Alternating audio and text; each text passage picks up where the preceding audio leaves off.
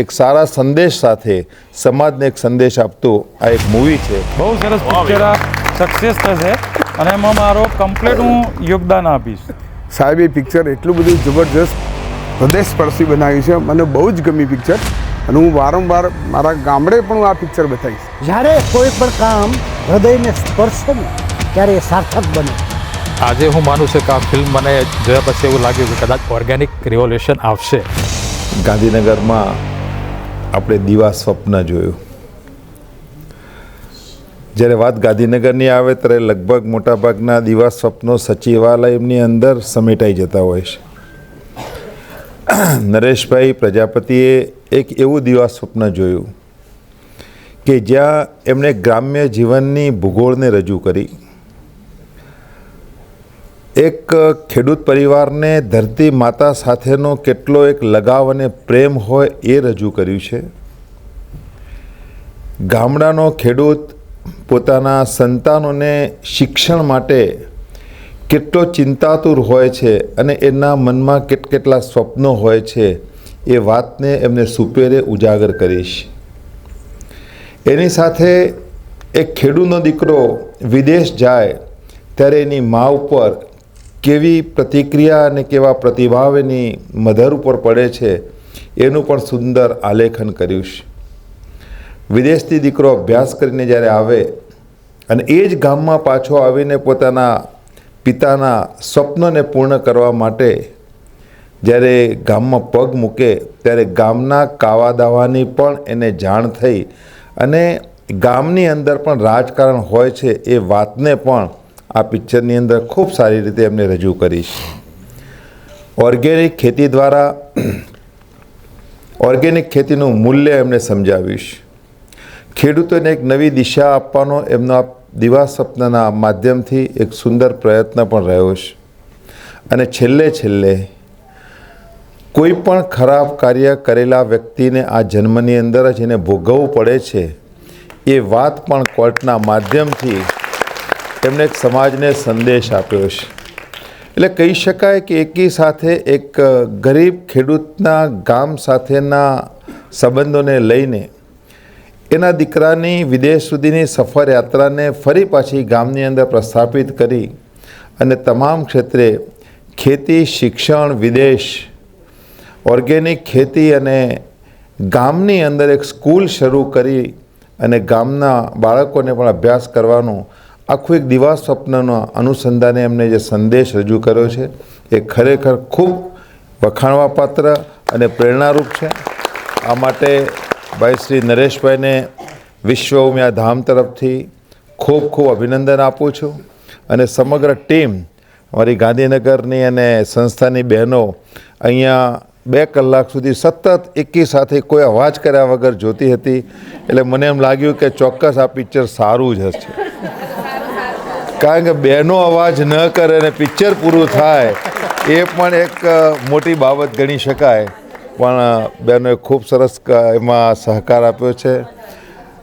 દિગ્દર્શક સતીશભાઈ અને અહીંયા અન્ય ઉપસ્થિત મારા સાથી મિત્ર રસિકભાઈ અને બધા જ મિત્રો જે પ્રમાણે આ મૂવીને એમને જે માણ્યું છે એટલે હું ચોક્કસ કહી શકું કે આવનારા દિવસોની અંદર આ મૂવી બધાને ગમશે અને એકવાર પરિવાર સાથે આ મૂવી જોવા જેવું છે એવું તો ચોક્કસ કહી શકાય.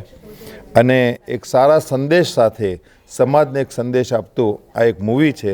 એના માટે ખરેખર ખૂબ ખૂબ ધન્યવાદ કમલેશભાઈ અને અમારા મિત્ર પોષકભાઈ.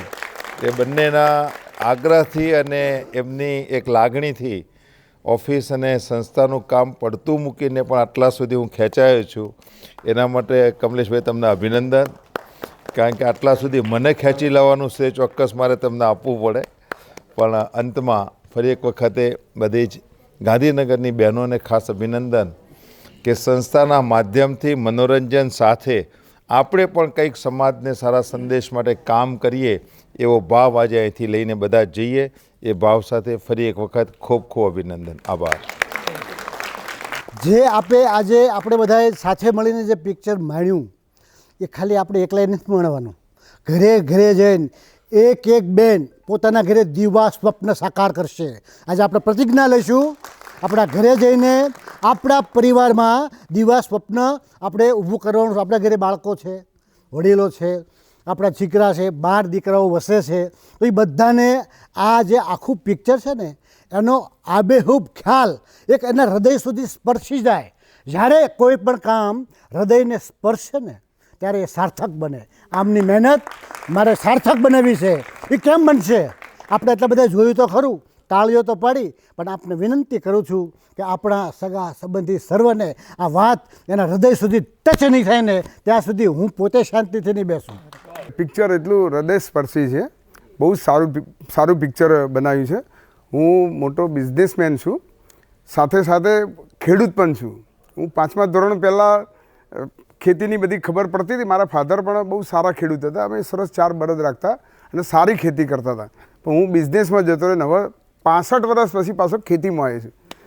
અને હું અને મારી વાઈફ બે દરરોજ ખેતરમાં જઈએ છીએ. પણ ખેતરમાં અમે પ્રાકૃતિક માટે બહુ જ તનતોડ મહેનત કરી છે. પણ ખેડૂતો ભૂલથી એટલે નેંદામણ નેદવું ના પડે એના માટે ગમે તે કરીને દવા નાખી જ દે છે. એટલે બહુ સતત પ્રયત્નમાં રહું છું. સાહેબે પિક્ચર એટલું બધું જબરજસ્ત હૃદયસ્પર્શી બનાવ્યું છે. મને બહુ જ ગમી પિક્ચર અને હું વારંવાર મારા ગામડે પણ હું આ પિક્ચર બતાવીશ. ખરેખર આજનું પિક્ચર એટલું સરસ છે કે મને મારા મતલબ પપ્પાએ જે દીવા સપનો બતાવ્યા હતા કે આ પૂરા કરજે, એ 3 દીવા સપનો મેં મારા પપ્પાના જે એક્સપાયર થઈ ગયા ત્યારે પણ એ પૂરા કર્યા મેં.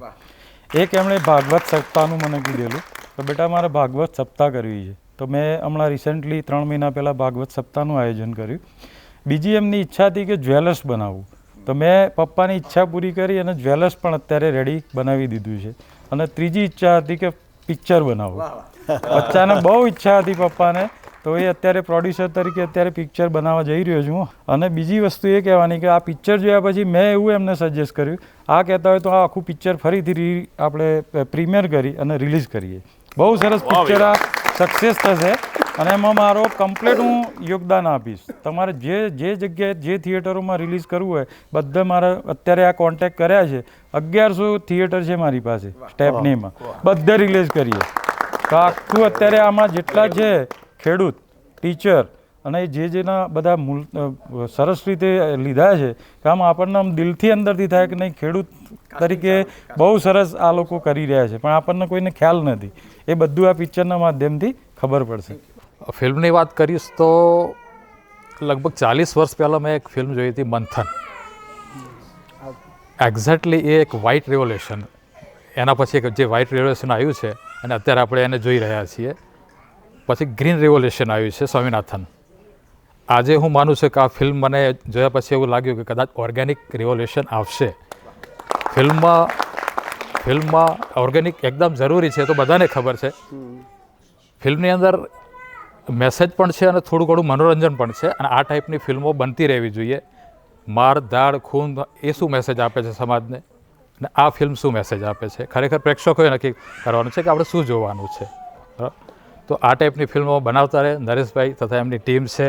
આ પિક્ચરમાં 3 વસ્તુ એવી છે કે બધાને લાગુ પડે છે.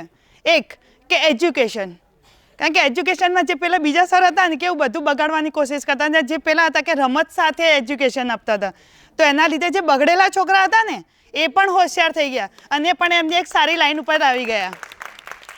બીજું એક વાત કે ઓર્ગેનિક ખેતીની અત્યારે હાલ બહુ જ જરૂર છે, કારણ કે અત્યારે બધાને એટેક ને કેન્સર બહુ જ થાય છે અને કેન્સર એટલા માટે થાય છે કે આપણી ખાણીપીણી બગડે. જો કે બહારની ખાણીપીણીમાં તો આપણે કહેતા નથી, પાપ એક ખેડૂતનો જે ખેતરમાં દવાઓ છંટાય છે એ જ આપણે ખાઈએ છીએ. પાક કાચો હોય એને પાકો કરવા માટે પણ એ લોકો દવાનો ઉપયોગ કરે છે, તો એના માટે પણ આપણને એનાથી જ વધારે કેન્સર થાય છે. તો એ પણ એક બહુ જ એટલે બહુ સરસ અમને વિષય પર બહુ સરસ કર્યું છે. અને ત્રીજું કે દરેક બાળકે એના પોતાના પપ્પાના સપના પૂરા કરવા જ જોઈએ. જેટલાય પિક્ચર જોયું છે એ કમસે કમ પોતાના આડોશ પાડોશ અને સર્કલમાં સગા સંબંધી સુધી આ વાતને પહોંચાડે અને એ લોકો થિયેટરમાં પિક્ચર જો આવે અને આ મૂવીનો વધુમાં વધુ પ્રચાર થાય એના માટે આપણા તરફથી સંપૂર્ણ સહયોગ એમને પ્રાપ્ત થાય એ જ એમની ઈચ્છા છે. અને આપણે પણ એક સમાજના કાર્યમાં આટલા સુંદર એક કાર્યને બિરદાવીએ, કારણ કે એમને જે પ્રમાણે એક સંદેશ આપવા માટે મૂવીને જે રીતે ઉતારી છે એ સંદેશ જો આપણે એને પહોંચાડવામાં ક્યાંય નિમિત્ત બનીએ તો હું ચોક્કસ માનું છું કે માતાજીના આશીર્વાદ આપણા ઉપર પણ બની રહેશે. Thank you.